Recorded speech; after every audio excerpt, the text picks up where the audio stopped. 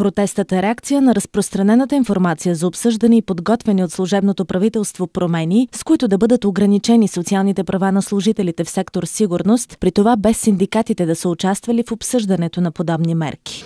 Разработват се планове, разработват се мерки, част от които примерно е въвеждането на минимална възраст като изискване за придобиване право на пенсия на служители от сектора сигурност. И пак казвам, важното е не какво, а как. Това става на тъмно. Това е най-вредното.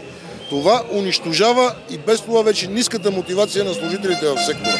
Това е най-опасното. Комични. Какво комично има в това да изразим своето мнение? Търсим диалога, готови сме на преговори, а за оставката, наистина искаме оставката на този, който ни нарече смешници. Не смятам, че българския пожарникар, българския полицай, българския надзирател са смешници. Бяхме накарани да се чувстваме, както често сме карани да се чувстваме до сега, просто като човешки ресурс. Стига толкова. Ние сме граждани и държиме да сме граждани, не просто човешки ресурс. С плакати "Христоск ОФ" и ранно пенсиониране за Христосков, служителите на МВР ясно заявиха на служебния вице-премиер, че е прекрачил границите с поведението и думите си. Единствената морална постъпка е оставка, категорични бяха протестиращите. Нека социалният министър да му убеди, че моят труд е равен на труда на една магазинерка, да речем. С уважение към продавачките и магазинерките.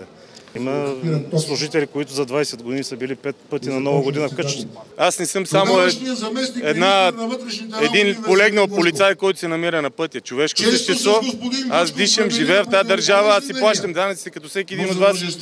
Нормално е да имам мнение и да искам да го отстоявам. Това е най-важното. Те трябва да се съобразяват с хората, а не хората с тях. Категорично аз не се чувствам, както и моите колеги, смешници, защото ние имаме това право, първо като граждани, второ като едни служители на МВР, които изключително достойно изпълняваме своите служебни задължения. Не може да се правят такива предложения без да се обсъждат с браншовите организации. Не може 45 000 служители да се наричат смешници. Ние сме тук, за да покажем нашето твърдо противопоставяне и че няма да се спрем, докато политиците в България не започнат да взимат важни решения заедно с гражданските организации, синдикалните организации и обществото като цяло. Преди няколко дни, за да успокои създалото се напрежение, служебният социален министър Йордан Христосков увери, че няма да има промени в брутните възнаграждения на служителите. Консултативният съвет за оптимизация в осигурителната система пък предлага да бъде въведен преходен период от 3 до 5 години. В този срок униформените ще имат право да се пенсионират при досегашните условия. 27 години стаж, 2/3 от който в системата. Организаторите на протеста обаче отхвърлят и това предложение и са категорични, че ако гласът им не бъде чут, протестите ще продължат.